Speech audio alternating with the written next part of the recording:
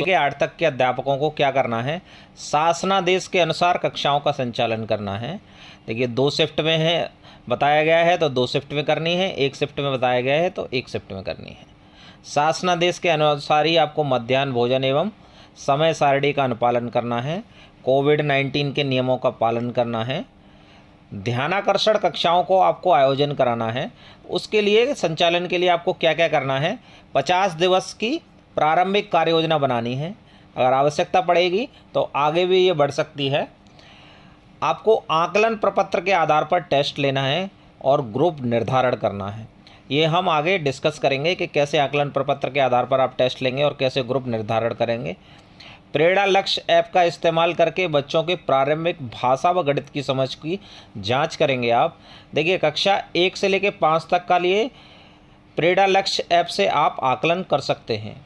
तो कैसे आकलन करना है उसका लिंक आपको डिस्क्रिप्शन में मिल जाएगा, और कैसे आपको रीड अलोंग के साथ में मर्ज करना है। अगर आपने वो मर्ज नहीं किया तो आप भाषा और गणित का आकलन नहीं कर पाएंगे, तो वो भी आपको डिस्क्रिप्शन में मिल जाएगा। तो उस तरीके से आप कर लीजिए, और आपका मानव संपदा कोड उस पर डालना बहुत ज़रूरी है।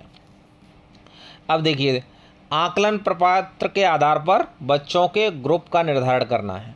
समूह 1 बनाना है कक्षा 1 से लेकर 3 के अधिगम स्तर वाले बच्चों का। समूह 2 बनाना है कक्षा 4 से लेकर 5 के अधिगम स्तर वाले बच्चों का। और समूह 3 बनाना है कक्षा 6 व 7 के अधिगम स्तर वाले बच्चों का।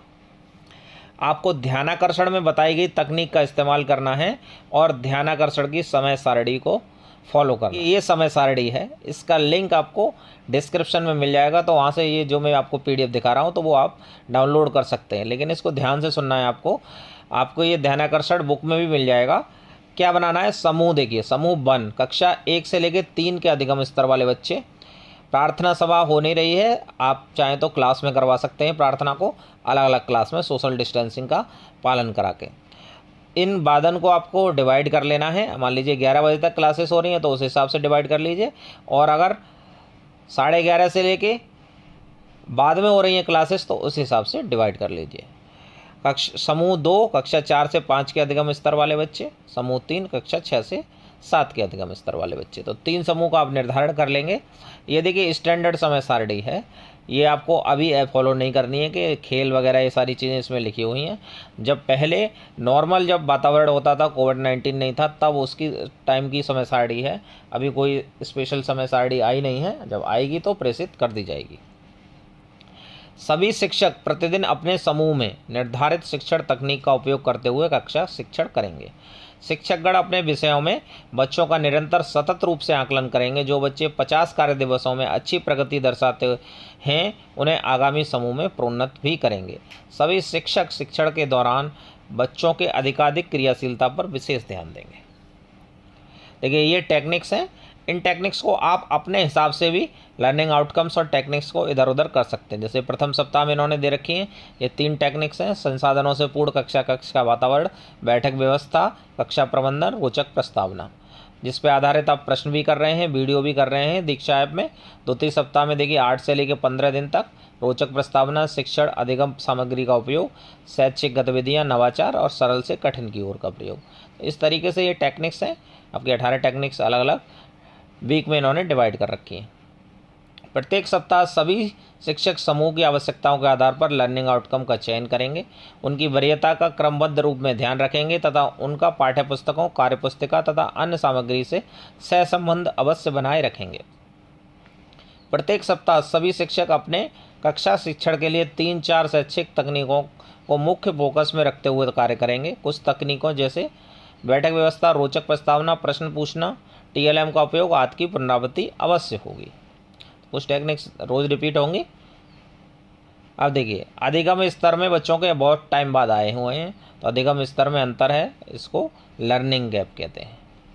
ये लर्निंग गैप क्या है कि जो कक्षा 8 में प्रवेश लेने वाला बच्चा है उसको या तो 7 की मूलभूत जो दक्षता हैं वो हासिल नहीं है, या तो वो 1, 2, 3 पे है, या 4, 5 पे है, या 6, 7 पे है। तो ये जो गैप है अपेक्षित अधिगम स्तर और वास्तविक अधिगम स्तर में जो गैप है उसी को लर्निंग गैप कहते हैं। देखिए सीखने के स्तर का आकलन, देखिए इसमें सारी चीज़ें डिटेल में दी हुई हैं, तो आप वो डिटेल में देख लेंगे। 70%, 80% हासिल करता है, कितने % हासिल करता है, उस हिसाब से। जैसे कक्षा 8 के बच्चों के आधारभूत आकलन प्रपत्र में कक्षा 1 से लेकर 7 की मूलभूत दक्षताओं के आधार पर प्रश्न बनाए जाएंगे। ऐसे ही 7 का बनाएंगे तो 1 से लेकर 6 तक के, 6 का बनाएंगे तो 1 से लेकर 5 तक की मूलभूत दक्षताओं पर आधारित प्रश्न बनाएंगे। कुल प्रश्नों का 20% प्रश्न ज्ञानात्मक, 50% बोधात्मक और 20% अनुप्रयोगात्मक व 10% तर्कात्मक प्रश्न होंगे। देखिए आरंभिक परीक्षण के पूर्व आपको क्या करना है, कक्षा 3 से 5 के बच्चों के लिए 15 प्रश्न है, कक्षा 6 से 8 के लिए 25 प्रश्न है, जिसमें 20 वस्तुनिष्ठ हैं ऑब्जेक्टिव तथा 5 आत्मनिष्ठ सब्जेक्टिव हैं। आवश्यकता अनुसार प्रश्नों की संख्या कम भी हो सकती है, लेकिन प्रश्न वस्तुनिष्ठ व आत्मनिष्ठ दोनों प्रकार के होंगे। प्रश्न पत्र की कुंजी आपको पहले से ही तैयार कर लेनी है, एक दूसरे की नकल न करें बच्चे। उसके बाद में आप समूह का निर्धारण करना है। देखिए कैसे कैसे निर्धारण करना है, यहाँ पे देखिए विस्तृत दिशा निर्देश दिए हुए हैं। परीक्षण के उपरांत बच्चों की उत्तर पुस्तिकाओं को पहले से तैयार कुंजी के आधार पर जांचें तथा अंक प्रदान करें। उत्तरों के लिए 0, 1, 2 या 3 अंक प्रदान करें। यह कार्य आरंभिक परीक्षण के 2 दिनों के अंदर हो जाना चाहिए। तो आपको इस वीक में हर एक बच्चे का कंप्लीट करा लेना है। आपको सारी प्रेरणा तालिका भर लेनी है, सभी का आकलन कर लेना है। ये काम इस सप्ताह आपको कंप्लीट कर लेना है। जिस प्रश्न में 3 अंक मिले हों उसका अर्थ है कि बच्चे को वह लर्निंग आउटकम पूर्णतः प्राप्त है। जिसमें 1 या 2 अंक मिले हों वह उसे आंशिक रूप से प्राप्त है, और जिसमें 0 अंक मिले हैं वह उससे बिल्कुल भी प्राप्त नहीं है। तो इस तरीके से देखिए इन्होंने बना के दिया है कि बच्चों के नाम, विद्यालय, कक्षा, इसमें वर्णों को पहचान रहा है। तो राजेश को 3 अंक मिले हैं। बिना मात्रा वाले शब्दों को पढ़ रहा है, 3 अंक मिले हैं इसको। 2 वर्णों के मात्रा वाले शब्दों को पढ़ रहा है, तो यहाँ पे 1 मिला है। तो देखिए इस तरीके से ये देखिए इंडिकेटिव है, आप अपने हिसाब से बना सकते हैं। जिस टाइप के आपके प्रश्न हो तो उनके यहाँ पे हेडर्स हो जाएंगे और यहाँ पे बच्चों के नाम हो जाएंगे और कितने कितने मार्क्स मिले हैं वो कर लेंगे आप, और उसके बाद में समूह निर्धारण करेंगे। क्योंकि हम उच्च प्राथमिक स्तर की बात कर रहे हैं, तो उच्च प्राथमिक स्तर में देखिए 35 से 75 के अंक जिनके मध्य होंगे उनको समूह ए में रखा जाएगा। 26 से 34 जो होंगे उसमें उनको समूह बी में रखा जाएगा, और 25 या 25 से कम होंगे उनको ग्रुप सी में रखा जाएगा। इसके बाद में जैसे जैसे बच्चे लर्निंग आउटकम हासिल करते जाएंगे उनको आगे के ग्रुप में प्रमोट करते जाएंगे। देखिए ये सारा है असेसमेंट। तो इस तरीके से आप असेसमेंट करेंगे। देखिए कुछ असेसमेंट के नमूने मैं आपको दिखाता हूँ। देखिए परिशिष्टि 1 आरंभिक आकलन आधारभूत असेसमेंट परीक्षण प्रपत्र के नमूने। तो कैसे करना है आपको, इस तरीके से देखिए नीचे दिए गए पैटर्न को पूरा करें। तो ये कक्षा 1 के लेवल के हैं, हल करके लिखिए।